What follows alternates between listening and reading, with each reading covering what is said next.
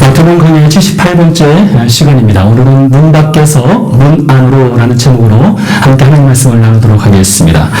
여러분, 오늘은 추수감사 주일로 하나님께 예배를 드리고 있습니다.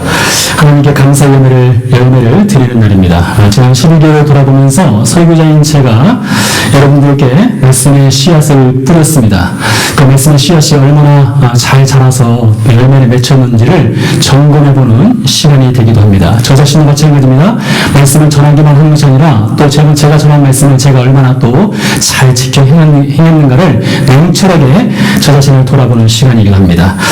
교회 여러분 어떻습니까? 지난 12개월 동안 여러분 하나님의 말씀을 들었습니다. 여러분 삶의 변화가 얼마나 있어 왔습니까? 하나님 말씀에 얼마나 도전을 또 받으셨습니까?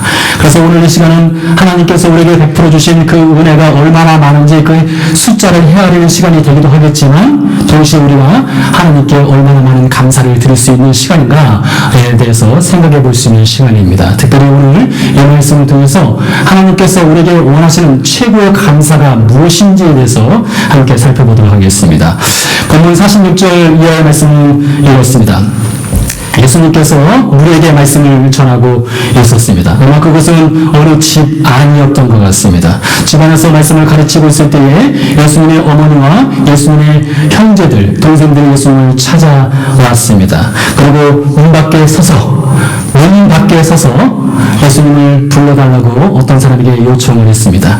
예수님이 문 밖으로 나와서 예수님의 어머니와 형제를 만나는 대신에 문 안에서 이렇게 말씀하셨습니다. 누가 내 어머니냐? 누가 내 형제냐? 누구든지 하나님의 뜻에 따라 살아가는 사람들, 그들이 바로 내 어머니요 내 형제이다. 이렇게 예수님이 말씀하셨습니다. 이 말씀에 의하면 예수님의 형제 자매 그리고 예수님의 어머니가 되는 것은 혈연관계, 즉 가족관계에 의해서 예수님의 어머니, 예수님의 동생, 예수님의 형제가 되는 것이 아니라 하나님의 뜻에 따라서 살아가야 예수님의 형제가 될 수 있고 예수님의 자매가 될 수 있고 예수님의 어머니가 될 수 있다는 것입니다. 여러분, 우리가 예수님의 형제 자매가 되는 증거, 우리가 하나님의 자녀가 되는 증거가 무엇이냐? 하나님의 뜻에 따라 살아가야만 하나님의 자녀의 증거, 예수님의 형제 자매의 증거, 예수님의 어머니의 증거가 된다는 것입니다. 성경은 예수님을 우리의 큰 형, 큰 오빠라고 불렀습니다. 근데 저한테는 예수님이 큰 형이 되는 겁니다. 우리 여성 성도님들께는 예수님이 큰 오빠가 되는 겁니다. 저희에게는 큰 누님이 계십니다. 그러나 큰 형은 없는데 예수님이 이제 저의 큰 형이 된다는 것입니다. 그것이 제가 거짓말하는 것이 아니라 성경에 그 말씀이 있습니다. 로마서 8장 29절의 말씀 보니까 바울이 이렇게 말합니다. 하나님의 미리 아신 자들로 또한 그 아들의 형상을 본받게 하기 위하여 미리 정하셨으니 이는 그로 많은 형제 중에서 맏아들이 되게 하려 하심이라 했습니다. 즉 예수님이 맏아들이 되시고 저는 둘째가 되고 여러분도 둘째가 되고 그렇게 된다는 것이죠. 그러니까 예수님은 우리의 맏형 그리고 큰 오빠가 된다는 것입니다. 여러분, 성경 말씀에 요한복음 1장 11절 아주 유명한 말씀입니다. 이 말씀에 이렇게 기록되어 있습니다. 영접하는 자, 곧 그 이름을 믿는 자들에게는 하나님의 자녀가 되는 권세를 주셨으니 이는 혈통으로나 육정으로나 사람의 뜻으로 나지 아니하고 오직 하나님께로부터 난 자들이냐 했습니다.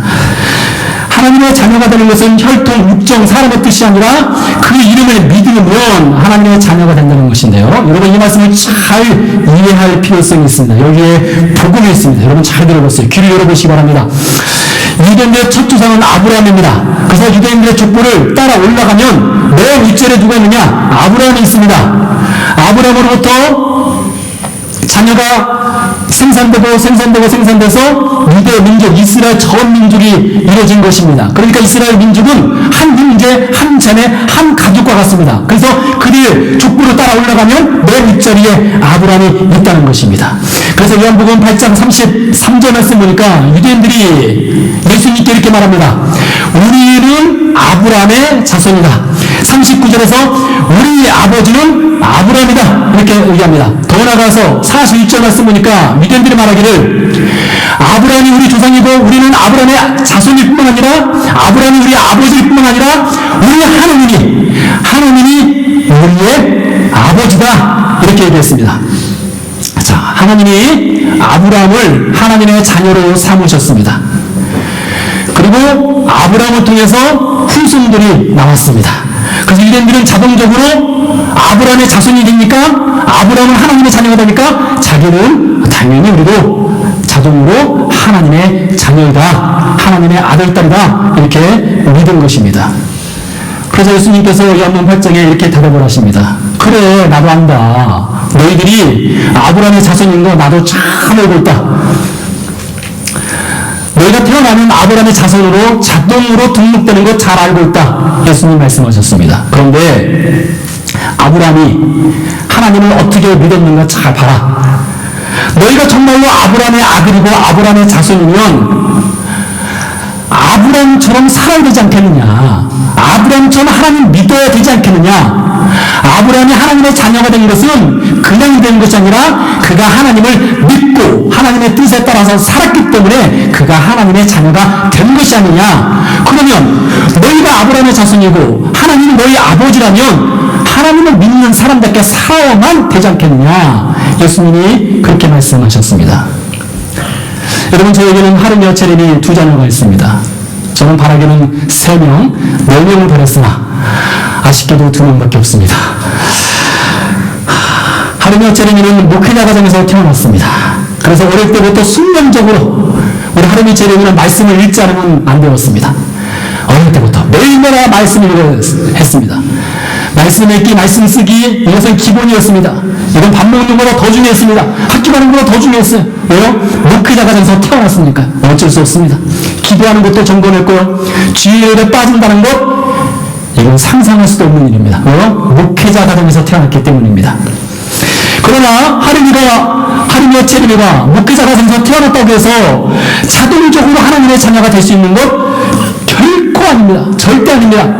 하루며 체림이가 성경을 읽고 주일 예배를 든다고 해서 자동적으로 구원받을 수 있느냐? 결코 아닙니다. 자동적으로 되는 것이 아닌 것입니다. 개인적으로 주님을 만나야 됩니다. 회개하고 예수님을 자신의 개인의 구주로 영접을 해야 합니다.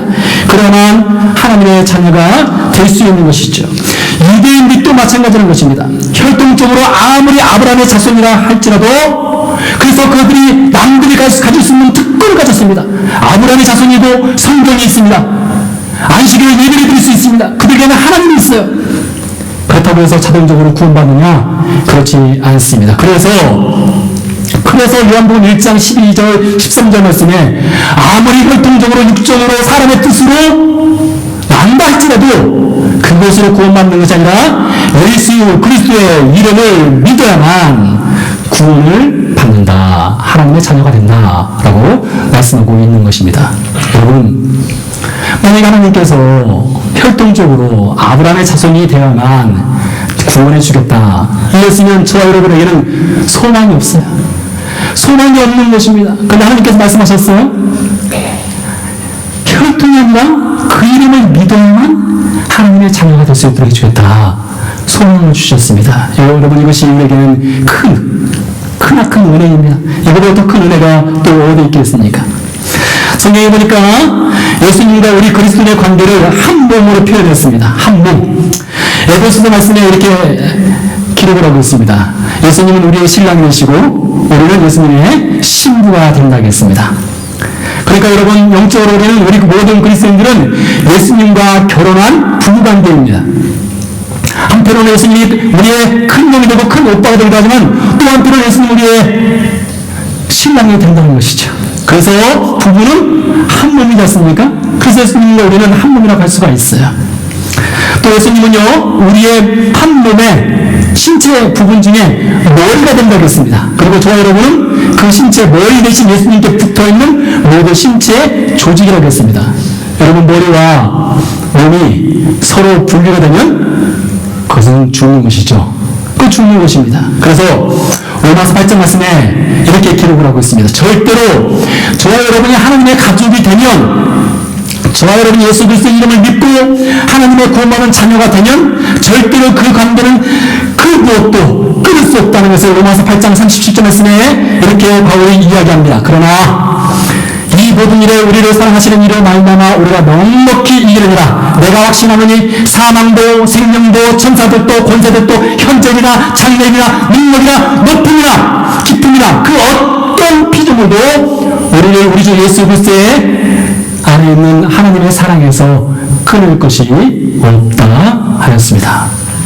여러분, 하나님의 가족이 되면 그렇게 견고한 것입니다. 그 무엇도 그것을 깨뜨릴 수 없는 것이. 그거를 여러분 오늘 말씀을 잘 보시기 바랍니다. 오늘 말씀 보니까 예수님을 잉태하였고 예수님을 낳았고 예수님을 길렀던 어머니 마리아가 예수님께 찾아왔습니다. 그리고 친동생들이 찾아왔어요. 문 밖에 서서 예수님을 만나려고 하였습니다. 혈통적으로 한 가족입니다. 피를 나는 가족이에요. 그들이 지금 문 밖에 와 있는 것입니다. 저와 여러분이 예수님과 실제 혈통적으로 한 가족, 한 어머니, 한 아버지 밑에 있는 한 가족이라고 해봅시다. 여러분, 이거 얼마나 큰 은혜이겠습니까? 저와 여러분이 예수님의 실제 가족이라면요, 별로 은혜가 안 되는 것 같아요. 별 감흥도 없고 내가 굳이 예수님이 우리 가족이 돼야 될 필성이 있나 이런 생각을 하는 것 같아요. 차라리 그거보다는 세계 최고의 갑부라는 빌 게이츠가 우리 형이라면 훨씬 낫겠다.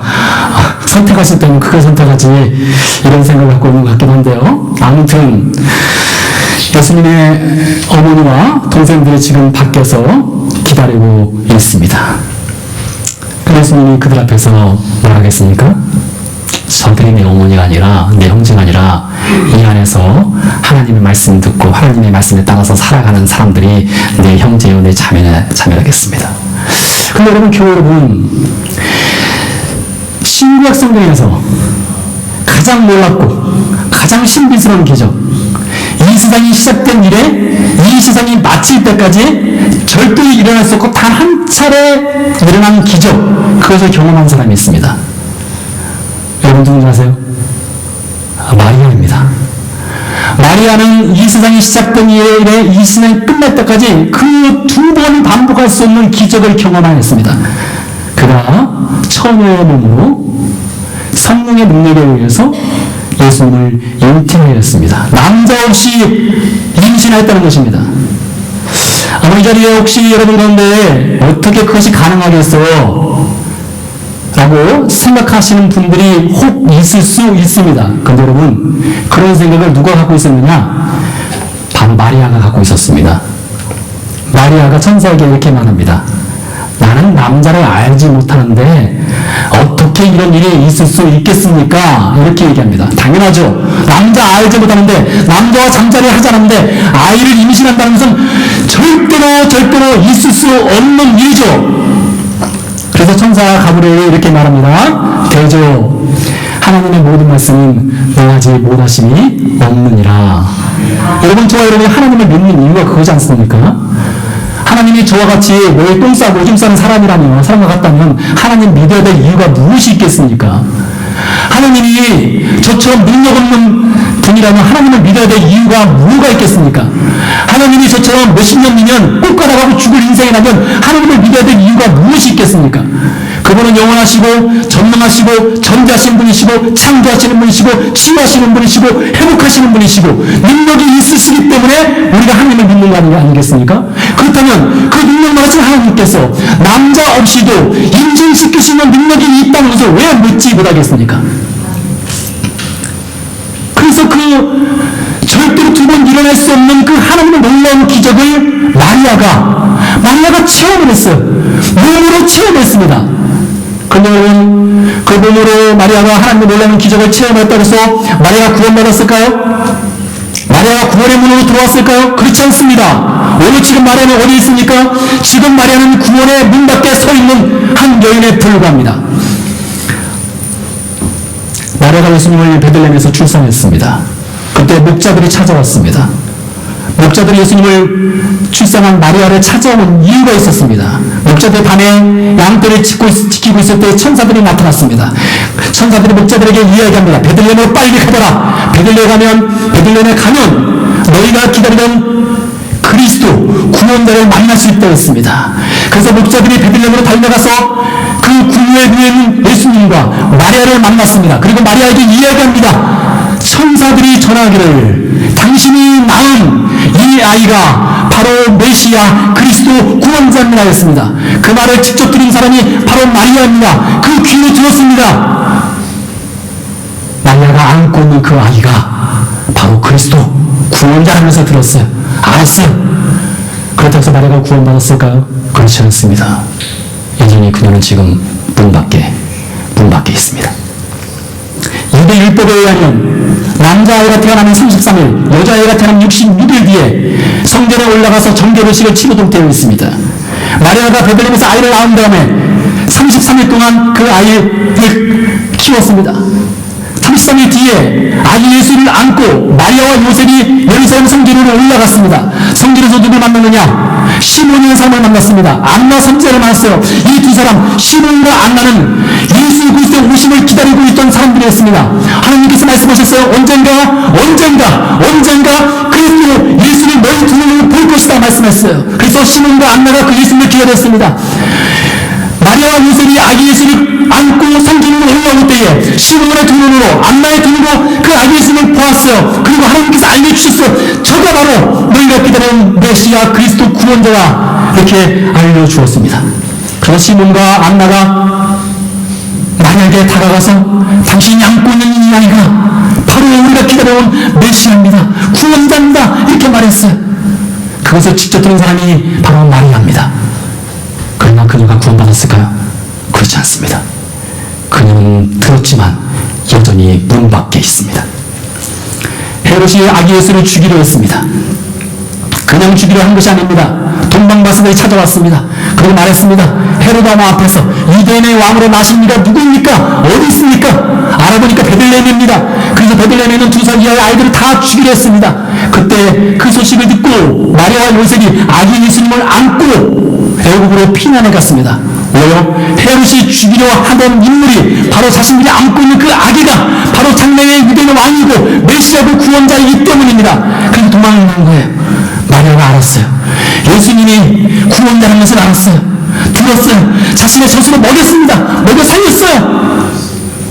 그러나 그것이 마리아를 구원했느냐? 그렇지 않습니다. 여전히 그녀는 지금 문 밖에 있습니다. 교회 여러분, 일상 어느 누가 마리아보다 더 큰 기적을 경험했겠습니까? 더 체험했겠습니까? 아무도 없습니다. 예수님을 자신의 아들로 키워왔습니다. 그러나 그것이 마리아를 구원의 길로 인도한 것이 아니에요. 마리아가 하나님의 가족이 되기 위해서는, 예수님과 한 몸이 되기 위해서는, 예수님의 머리를 삼고 예수님의 신체 조직이 되기 위해서는 어떻게 됩니까? 그 이름을 믿어야 되는 거예요. 그 이름을 믿고 구원을 받아야 되는 것입니다. 예수님에게는 6명의 동생이 있었습니다. 적어도 6명입니다. 그 동생들은 적어도 10년 이상 예수님과 한 집에서 살았습니다. 함께 잠을 잤습니다. 함께 먹었습니다. 함께 놓았고 함께 일하였습니다. 큰 형, 큰 오빠 예수님과 함께 그렇게 오랜 세월을 같이 보냈습니다. 그런데 여러분, 그렇게 같이 살고 같이 먹고 같이 자랐다고 해서 구원받는 겁니까? 그렇지 않습니다. 구원받지 못했습니다. 요한복음 7장에 보니까 초막절이라는 행사가 예루살렘에 있었습니다. 당시 예수님은 갈릴리에서 제법 유명 인사였습니다. 따르는 제자들도 있었습니다. 그래서 예수님의 동생들이 이렇게 말하기를 당신이 이 갈릴리에서 그렇게 유명해졌으면 이제는 예루살렘에 올라가서 세상에 당신의 이름 좀 드러내고 좀 인기 좀 얻고 뭔가 한 잔 해보십시오. 이렇게 조롱을 했습니다. 그것을 가지고 요한복음 7장 5절 말씀에 사도 요한이 이렇게 증언합니다. 왜 예수님의 동생들이 예수님한테 예루살렘에 올라가서 한번 인기 얻어보세요. 이렇게 말했느냐? 이는 그 형제들도 예수를 믿지 아니함일러라. 한 집에 살았어.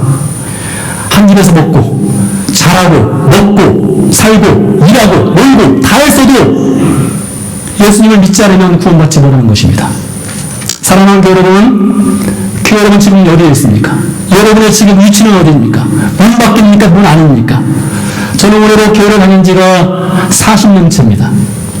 예수님 믿은 지는 33년이 되었습니다. 그러면 남은 7년은 어디에 있었다는 것입니까? 교회 교회를 다닌 건 40년이고 예수님 믿은 것은 33년이면 그 남은 잃어버린 친구는 어디 있었을까요? 제가 교회 안에 있었습니다. 교회 안에서 살았습니다. 주일 예배 꼬박꼬박 드렸습니다. 성수년 시절 교회 봉사 열심히 했습니다.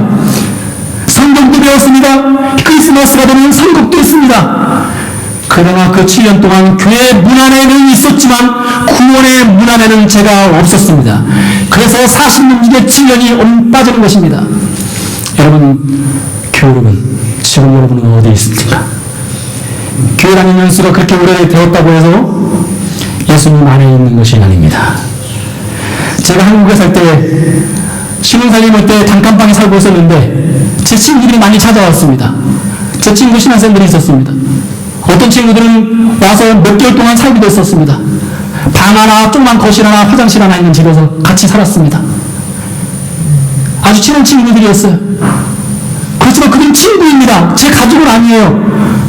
10년의 사람은 친구입니다. 제 가족이 될 수 있는 건 아닙니다. 그와 마찬가지입니다. 오늘 교회 안에 얼마나 많은 사람들이 있습니까? 많은 숫자의 사람들이 교회 안에 있지만 예수 그리스도 안에 없는 사람들이 너무나 많습니다. 사랑하는 교회 여러분, 우리 심각하게 생각해 보시기 바랍니다. 우리 하나님께 드릴 수 있는 최고의 감사는 구원의 감사입니다. 그렇다면 여러분 지금 어디 있는지를 판단해 보셔야 됩니다. 나는 지금 어디에 있는가? 나는 문 밖에 있는가? 문 안에 있는가?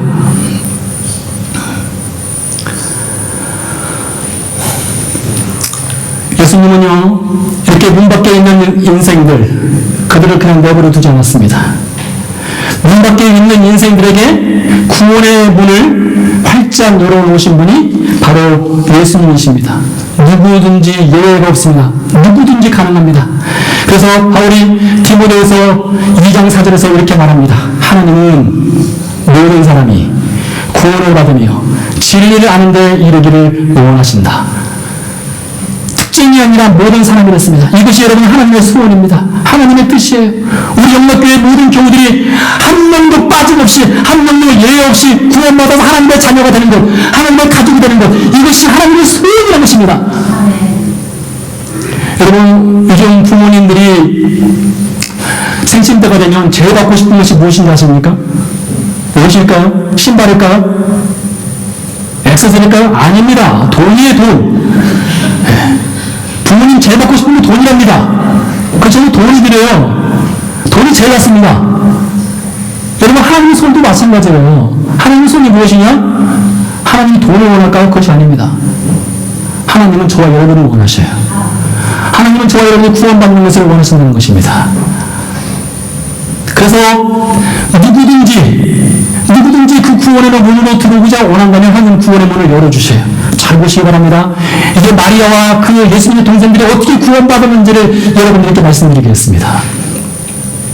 요한복음 19장 25절 말씀 보니까 무교절이 시작되는 때였습니다. 그날 오전 9시였습니다. 오전 9시에 예수님이 골고다 언덕에서 십자가에 못 박혀 있었습니다. 그 곁에, 그 십자가 곁에 누가 있었는지를 사도 요한이 직접 그 자리에서 목격을 하고 기억을 했습니다.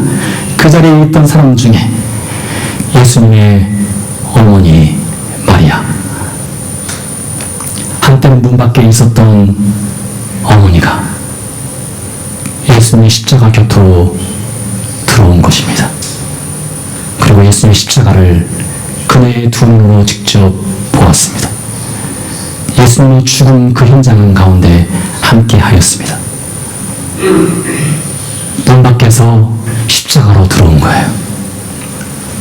예수님 십자가에서 죽으셨고 사흘 뒤에 부활하셨습니다. 40일 동안 이 땅에 계셨다가 40일이 지나자 하나님의 나라로 올라가셨습니다. 하나님 나라로 올라간 다음에 120명의 제자들이 예루살렘에 있는 한 다락에 모였습니다. 120명입니다. 120명이 한 다락에 모였는데 사도행전 1장 14절 말씀 보니까 여자들과 예수의 어머니 마리아와 십자가로 다가갔던 예수의 어머니가 이제는 예수께서 부활하시고 승천하신 것을 그녀의 두 눈으로 목격하고 집 안으로 들어왔습니다. 그 기분이 자리로 들어왔어요. 예수님이 약속하신 그 성령을 받는 그 자리로 들어와서 다른 제자들과 함께 그녀가 기도하고 있습니다. 그녀가 십자가와 부활을 경험한 겁니다. 하나님의 가족이 되는 방법은 오직 그것뿐입니다. 십자가와 부활을 경험하자 그녀가 구원의 눈으로 완전히 들어오게 된 것입니다. 예수님의 동생이 어떻게 되었습니까? 그들 역시 한때는 문밖 인생이었습니다.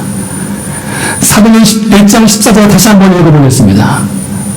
여자들과 예수의 어머니와 예수의 어머니 마리아와 예수의 아우들과 즉 예수의 동생들과 유다, 시몬, 야고보, 요셉 그리고 이름이 알려지지 않은 예수님의 여동생들이 문 안으로 들어와서 다른 제자들과 함께 지금 기도하고 있습니다. 왜요? 그들도 십자가와 부활에 경험했기 때문입니다. 그리고 같이 기도하기에 힘썼습니다. 혈통이 예수님의 어머니와 형제들을 문 안으로 들어오게 한 것이 아닙니다. 신비한 경험이 문 안으로 들어오게 한 것도 아닙니다. 기적도 아닙니다. 십자가와 부활이라는 역사적 사실을 그들이 믿게 되었을 때에 그들이 문 안 인생이 된 것입니다. 오늘 예수님께서 50절에 이렇게 말씀하십니다. 누구든지 하늘에 계신 내 아버지 뜻대로 하는 자가 내 형제요 내 자매요 내 어머니다.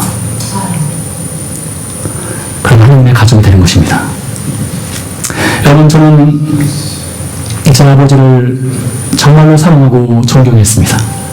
제가 24살 되었을 때 그때 철이 들어서 제 아버지가 저를 위해서 평생을 희생했다는 것을 깨달았습니다. 어느 날 제가 서울에서 시골으로 내려가서 저희 아버지를 제가 꼭 끌어안고 아버지께 제가 사랑 고백을 했습니다. 아버지 사랑합니다. 아버지 사랑해요.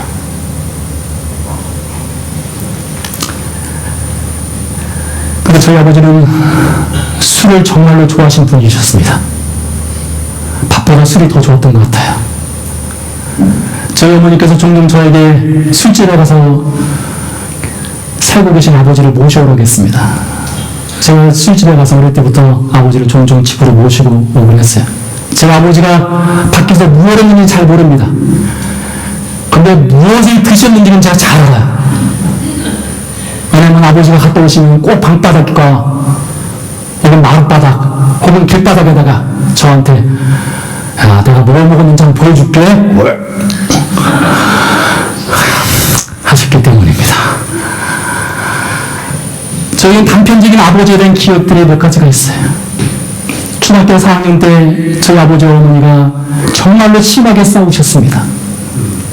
그날은 제가 소풍 가는 날이었습니다. 아들 소풍 가는 날 열심히 싸우시고 사실 그 전날부터 싸우신 거죠. 그리고 이혼하시겠다 했습니다. 저희 누나들 다 소풍 갔습니다. 이혼한다는 그 소식을 듣고도 싸우기를 듣고도 저희 누나들 다 소풍 갔어요. 그런데 아들은 저는 못 가겠더라고요. 그래서 제가 아버지의 도장을 훔쳤습니다. 훔쳐서 감춰놨어요. 혹시라도 정말 이혼할까봐. 그렇게 정말 아버지가 가정생활을 제대로 못하셨습니다.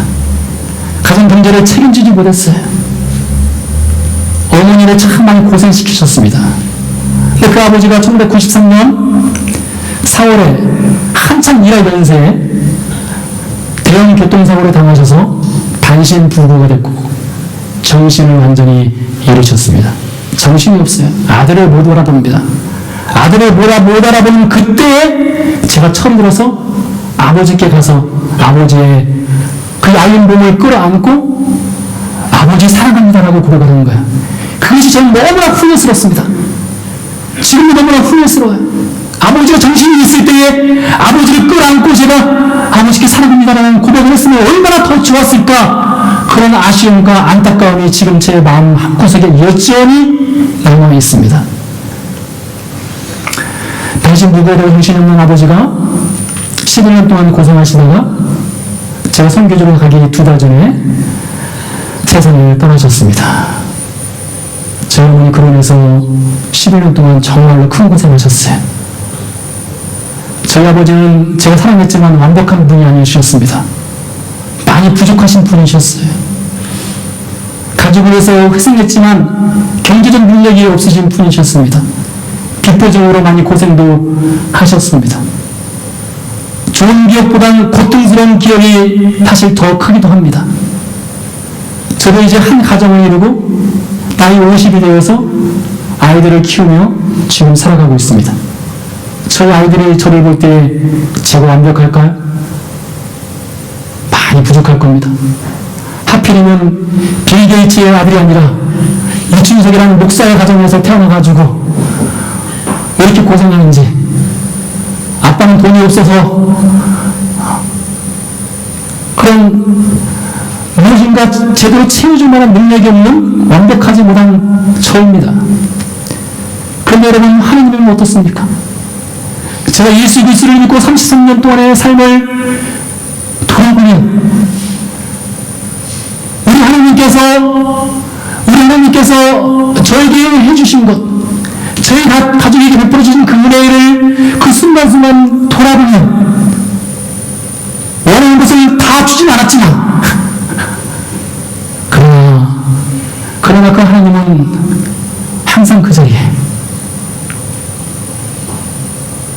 위로하시고 힘주시고 그리고 이끌어주시는 분이셨습니다. 그분은 완벽하신 분이세요. 그분은 여러분의 필요로 하시는 분입니다. 그분은 여러분의 눈이 도우실 수 있는 분이세요. 시편 기자가 말한 대로 내가 누울지라도, 내가 일어서도, 내가 바다 끝으로 도망갈지라도 나를 아시고 나를 채워주시고 나를 붙들어 주시는 분이 됐습니다. 하나님이 이스라엘 백성을 향해서 이렇게 말씀했습니다. 그들은 내 손바닥에 새겼다 했습니다. 내 가족, 내 사랑이 내 손바닥에 새겼다 했어요. 사랑하는 여러분, 하나님이 여러분을 하나님의 가족으로 삼기 위해서 어떻게 하셨습니까? 그냥 너 내 가족 되라, 내가 네 이름을 내 천국 명단에 올려주마, 그렇게 하지 않으셨습니다. 그 아들을 죽이셨어요. 십자가에 세우셨습니다. 발가벗기셨어요. 찌릿하게 하셨어요. 옆구리를 자리 찌르게 하셨어요. 절대로 죽을 수 없는 신이 죽음을 경험케 하셨습니다. 그 십자가를 통해서 저 여러분을 부르시는 겁니다. 하나님의 가족으로, 하나님의 자녀로, 예수님의 동생으로, 예수님을 큰 영으로, 예수님을 큰 오빠로 삼고 평생을 살라고 주님께서 불러주시는 것입니다. 예수님 말씀하셨습니다. 내가 곧 길이요 진리요 생명이니 나를 말미암지 않고는 아무도 아버지께로 갈 수 없다 했습니다. 여러분, 이 시간 올해가 지나가기 전에 여러분 가운데 아직 예수 그리스도를 마음속에 영접하지 못한 분이 있습니까? 오늘 주님이 누구든지 하겠습니다.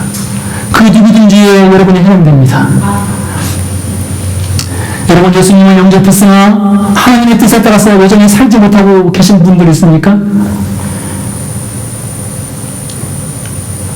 여러분, 그리스도는 그리스도로 살라고 이름 붙여준 겁니다. 2019년이 지나가기 전에 저와 여러분이 그리스도로서 드릴 수 있는 삶의 열매를 우리 하나님께 하나님께 드리는 우리 오늘의 교우들 되길 바랍니다. 기도하시겠습니다.